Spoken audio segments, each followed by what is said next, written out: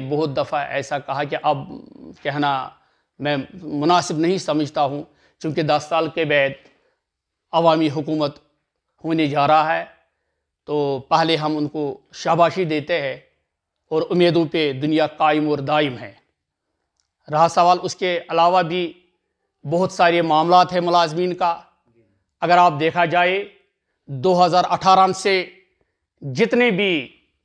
ملازمین اپنا جی P fund نکالنا چاہتے ہیں تو بڑے دشواریاں ان کو سامنے کرنا پڑتا ہے، بہت مشکلات ان کو سامنے آتا ہے، چونکہ 6 7 8 مہینے ان کی بل یعنی کہ ہماری بل التوا میں رکھی جاتی ہے، یہ ہمارے سمجھ سے باہر ہے۔ پیسہ خزانے میں موجود نہیں، ایسا نہیں ہے، پیسہ خزانے میں ہے تو پیسہ ہے، لیکن مجھے لگتا ہے کہ یہ کون سا انصاف ہے۔ ہم سمجھتے ہیں کہ یہ زیادتی ہے، چونکہ جی پی فنڈ وہ پیسہ ہوتا ہے کہ جو سرکاری ملازمین اس لیے جمع رکھتے ہیں سرکاری خزانے میں، جب بھی ہمیں ان پیسوں کی ضرورت پڑیں گے تو ہم بڑی آسانی سے وہ اپنا پیسہ نکالیں گے۔ ایک ریٹائر ملازم کیوں ابھی در در کی ٹھوکریں؟ وہی بات ہے، ہم یہی سرکار سے مطالبہ کرتے ہیں کہ پہلے اولین فرصت میں جو بھی سرکاری ملازمین اپنا پیسہ جی پی فنڈ نکالنا چاہتے ہیں تو ان کو 15 دن کے اندر ان کے پیسے ان کے کھاتے میں آنا چاہیے، وہ ان کو اپنا پیسہ ہے۔ یہ کون سا انصاف ہے اور یہ کون سا طریقہ ہے؟ میں سمجھتا ہوں کہ لیکن جس آفس میں آپ جائیے کہ ایک مہینے میں بل نہیں بنتی ہے تو یہ کون سا طریقہ ہے؟ جب بل جاتی ہے خزانے میں تو 6 7 8 مہینوں بل التوا میں رکھی جاتی ہے، یہ تو ہمارے سمجھ سے باہر ہے۔ ہم سمجھتے ہیں، ہم اور سرکار سے یہی توقع رکھتے ہیں کہ انشاءاللہ آنے والے سرکار اس پر غور و خوض کرے، جو ان کے حد اختیار میں ان کے پاس جو معاملات ہے تو وہ 15 دن کے اندر سرکاری ملازمین کا جی پی فنڈ بل نکالیں گے۔ سرکار اب کل بن رہی ہے، تو آخر پہ میں آپ سے پوچھنا چاہتا ہوں، آپ کس طرح ان کے مسائل عارضی ملازمین یا پرم ملازمین کے کن سے آپ ملنے جا رہے ہیں؟ دیکھیے، میں نے آپ کو پہلے بھی عرض کیا ہے کہ Jammu Kashmir trade union council Jammu Kashmir کے ملازمین کی نمائندہ تنظیم ہے۔ پہلے ہم ان کو مبارکباد دیتا ہوں، اور انشاءاللہ آنے والے دنوں میں مجلس عاملہ کا اجلاس طلب ہوں گے، جنرل کونسل اجلاس ہوں گے انشاءاللہ، چونکہ یہ ہمیں وہیں جانا ہے، چونکہ ہمارا معاملات انہی کے پاس ہے، تو اب ہم پورے جتنے بھی ملازم قیادت سے ہر ایک ملازم تنظیم انجمنیں ایک زبان ہو کر ایک ہی جگہ بیٹھیں گے، پھر ہم اپنے معاملات لے کر ایک تو چیف منسٹر کے پاس بھیج دیں گے، دوسرا ایل جی صاحب کے پاس بھیج دیں گے، اور انشاءاللہ دونوں کو ملیں گے، مل جل کر ہم ان معاملات کو حل کروا دیں گے۔ عارضی ملازمین کو کیا پیغام دینا چاہتے ہیں؟ یہی پیغام ہے کہ امیدوں پہ دنیا قائم اور دائم ہے۔ ہم امید رکھتے ہیں کہ جتنے بھی سرکاری ملازمین کا معاملات ہے وہ حل ہوں گے۔ ملازم اپنے آپ کو لاوارث ان کو نہیں سمجھنا چاہیے، ملازم کا وارث زندہ ہے۔ ہم ملازمین کو کہتے ہیں کہ جہاں ان کا پسینہ گرے وہاں ہمارا خون کا ایک ایک قطرہ حاضر ہے۔ ہم ہمیشہ انشاءاللہ ملازمین کے ساتھ ہیں، ملازم بھائیوں کے ساتھ ہے، اور ہم یہ بھی امید ظاہر کرتے ہیں کہ جتنے بھی ملازمین کا معاملات ہو، چاہے وہ عارضی ملازمین کی نوکری کو باقاعدہ بنانے کا معاملات ہو، چاہے ان کی پینڈنگ ویجز کو واگزار کرنے کا معاملات ہو، چاہے وہ جی پی فنڈ کا معاملات ہو، یا اور علاوہ ازیں جو بھی ملازمین ٹائم باؤنڈ میں آتے ہیں ان کو سما پہ ٹائم باؤنڈ نہیں ملتے ہیں، ہم سرکار سے یہ بھی مطالبہ کرتے ہیں کہ افسر بالان جو کن ملازمین کا بہت سارے ایسے ڈپارٹمنٹ ہیں جو ہمارے پاس ان کے معاملات وہ شکایت لے کر ہمارے پاس آتے ہیں، ہم ان افسران کو گزارش کرتے ہیں کہ جلد از جلد ان کو بھی ان کا ٹائم باؤنڈ اپنی سما پہ کیا جائے۔ سب سے پہلے میں Jammu Kashmir trade union council کی طرف سے تمام ممبران کو مبارکباد دیتا ہوں کہ جو حال ہی میں جن کو لوگوں نے اپنی ووٹ دے کر کامیاب قرار دیا ہے، جو انتخاب جیت کر آئے ہیں، ان کو میں ملازم اتحاد Jammu Kashmir trade union council کی طرف سے مبارکباد دیتا ہوں، اور امید ظاہر کرتا ہے کہ جتنے بھی ملازمین کا معاملات ہے وہ حل ہوں گے، چونکہ یہ جو سرکار بننے جا رہا ہے تو اس پر لوگوں کی بہت ساری امیدیں ہیں اور آشائیں ہیں۔ بالخصوص میں ملازم طبقے کی بات کرتا ہوں، ملازمین کو اس حکومت پر بہت ساری امیدیں ہیں اور ہم امید ظاہر کرتا ہے کہ جتنے بھی سرکاری ملازمین کا معاملات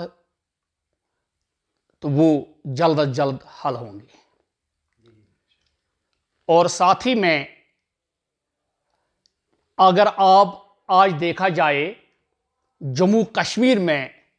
سب سے پیچیدہ معاملات وہ ہے عارضی ملازمین کی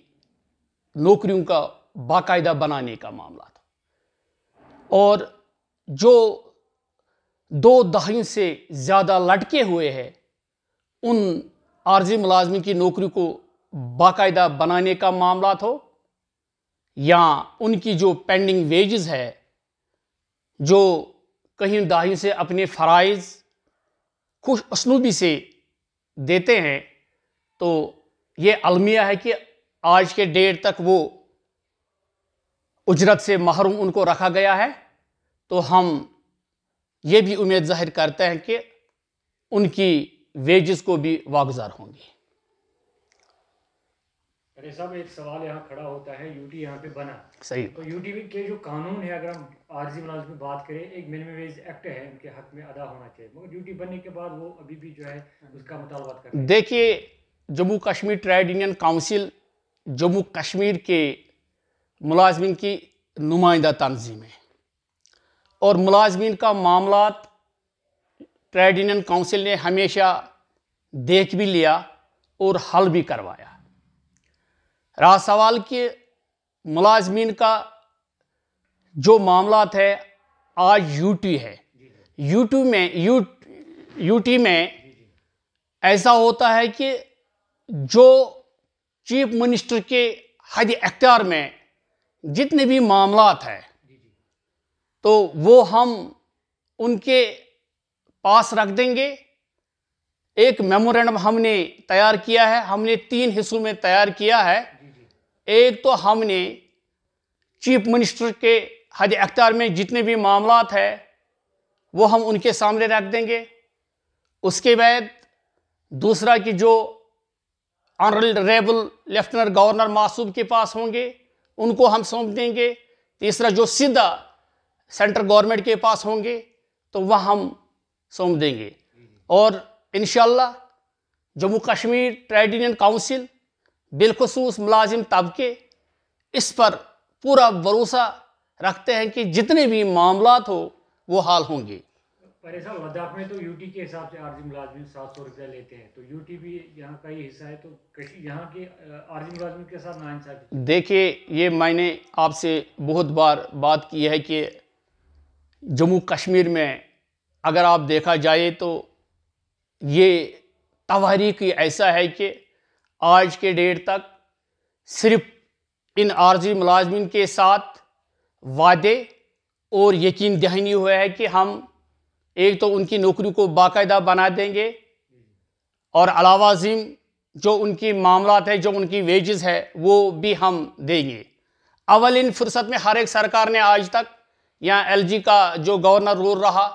انہوں نے بھی یہی وعدے کیے ہیں کہ ہم ان کی ویجز کو بڑھا دیں گے، لیکن آج کے ڈیٹ تک ایسا نہیں ہوا ہے۔ لیکن اب عوامی حکومت بننے جا رہا ہے، کل انشاءاللہ وہ حلف لیں گے، تو ان کو پہلے میں نے عرض کیا کہ پہلے مبارکباد دیتا ہوں، اور ساتھ ہی ہم یہ بھی امید ظاہر کرتا ہے کہ ان کی معاملات کو وہ سمجھ لیں گے، کیونکہ ان کو خود بھی پتہ ہے کہ وہ کن مشکلات حالاتوں میں سفر کر رہے ہیں،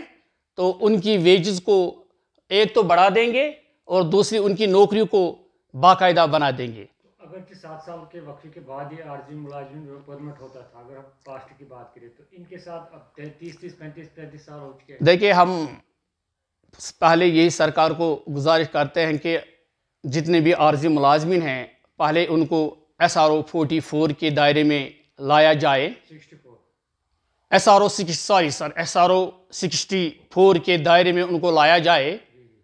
بعد میں ان کی نوکری کو بھی باقاعدہ بنا دیں گے۔ جس طرح آج کے ڈیٹ تک جو پہلے عارضی ملازمین تھے، جو بھی عارضی ملازمین 64 کے دائرے میں تھے ان کو باقاعدہ بنا دیا گیا ہے، باضابطہ طور وہ